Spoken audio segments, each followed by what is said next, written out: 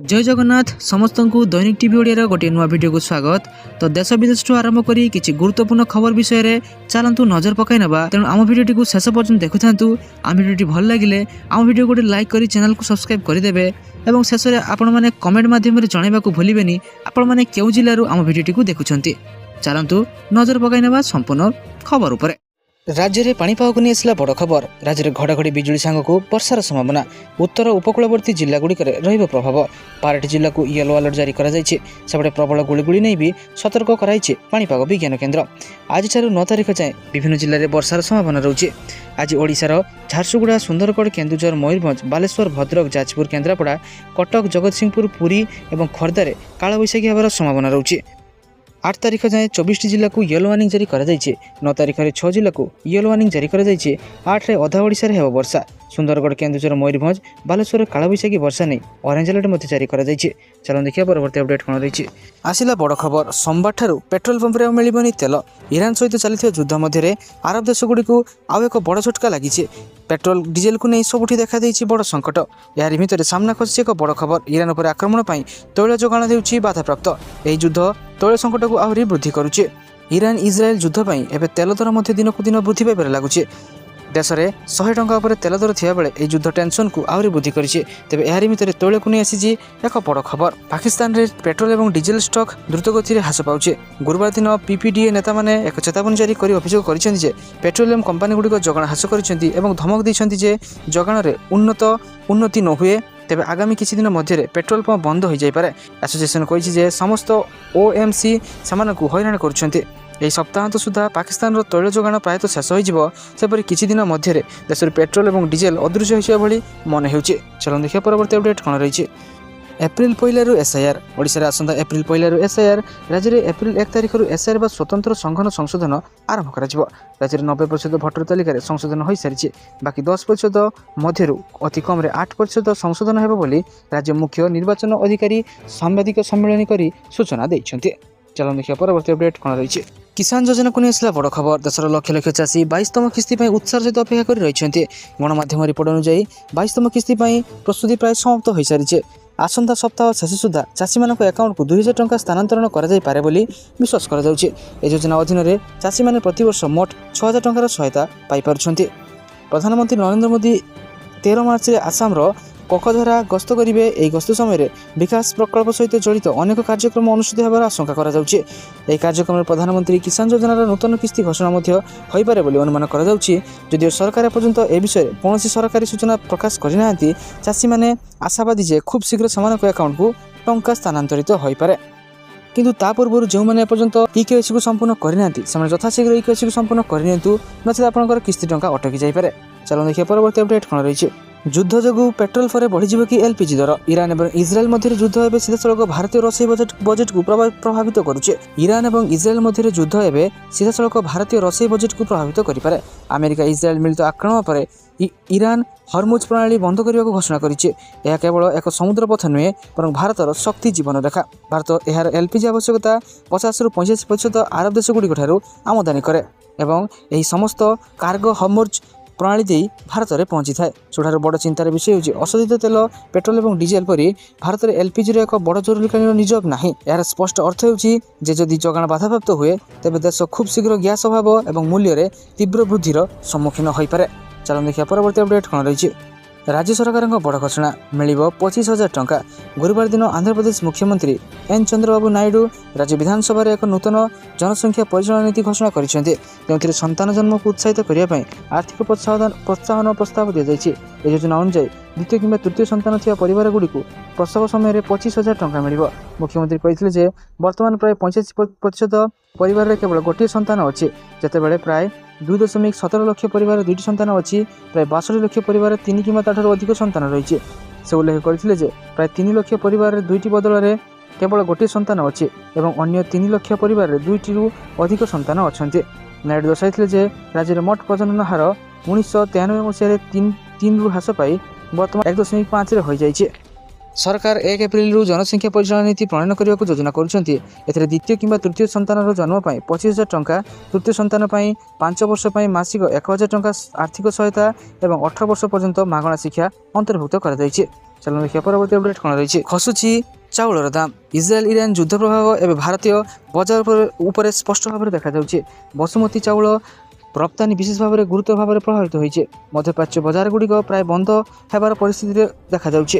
ଦିଲ୍ଲୀର ନୂତନ ବଜାରରୁ ଚାଉଳ ଯୋଗାଣ ବନ୍ଦ ହୋଇଛି ଏବଂ ମୂଲ୍ୟ ହ୍ରାସ ପାଇବା ଆରମ୍ଭ ମଧ୍ୟ ହୋଇଯାଇଛି। ଦିଲ୍ଲୀ ଶସ୍ୟ ବ୍ୟବସାୟୀ ସଂଘର ସଭାପତି ନରେଶ ଗୁପ୍ତା କହିଛନ୍ତି ଯେ ମଧ୍ୟପ୍ରାଚ୍ୟ ବଜାର ଗତ କିଛି ଦିନ ଧରି ପ୍ରାୟତଃ ଅଚଳ ହୋଇପଡ଼ିଛି।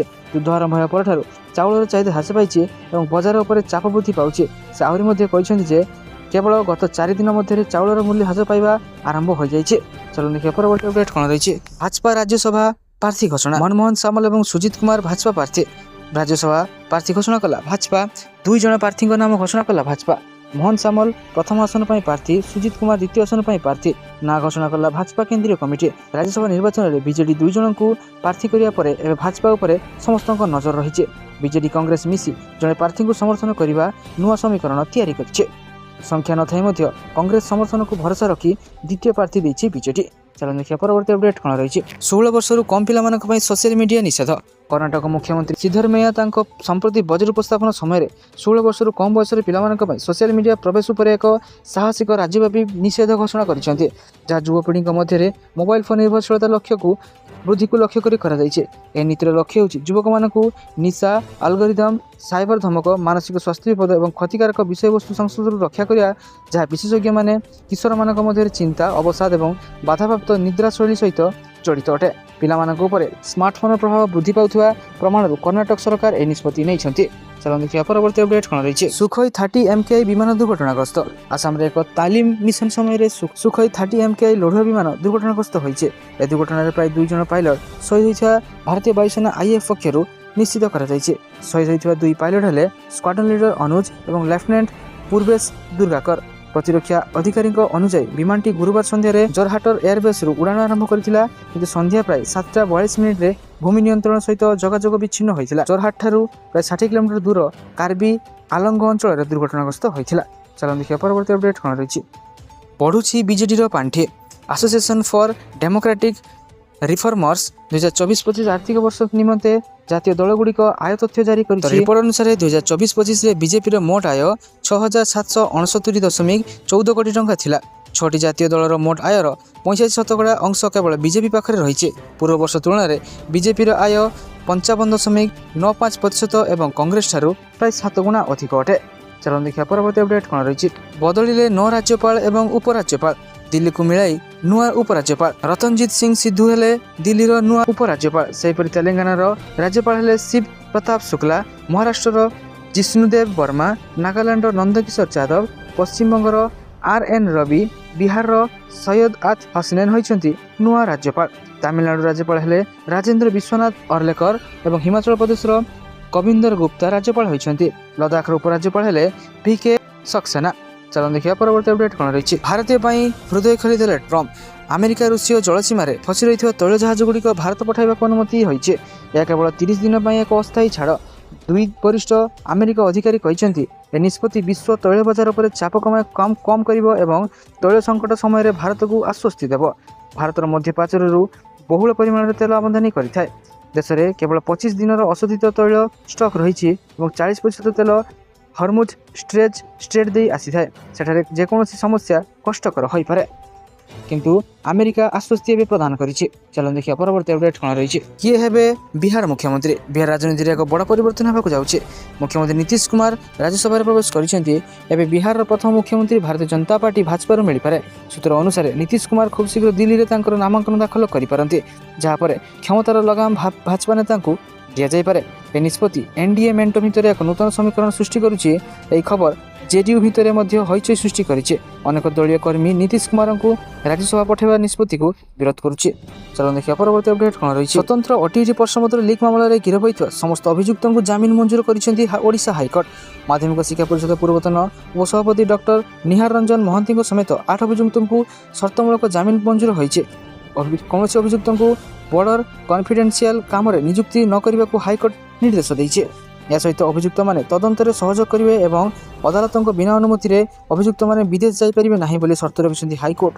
ଚାଲ ଦେଖିବା ପରବର୍ତ୍ତୀ ଅପଡେଟ୍ କ'ଣ ରହିଛି। ନାମ ଲେଖା ଅବଧି 15 ମାର୍ଚ୍ଚ ପର୍ଯ୍ୟନ୍ତ ବୃଦ୍ଧି। ଶିକ୍ଷାର୍ଥୀଙ୍କ ସୁବିଧା ଏବଂ ବିଭିନ୍ନ ବର୍ଗର ଆବଶ୍ୟକତାକୁ ଦୃଷ୍ଟିରେ ରଖି ଇନ୍ଦିରା ଗାନ୍ଧୀ ଜାତୀୟ ମୁକ୍ତ ବିଶ୍ୱବିଦ୍ୟାଳୟ ଇଗ୍ନୋ ଜାନୁଆରୀ 2026 ଶିକ୍ଷା ସତ୍ର ପାଇଁ ନାମ ଲେଖା ଅବଧିକୁ ଚଳିତ ମାର୍ଚ୍ଚ 15 ତାରିଖ ପର୍ଯ୍ୟନ୍ତ ବଢ଼ାଯାଇଛି।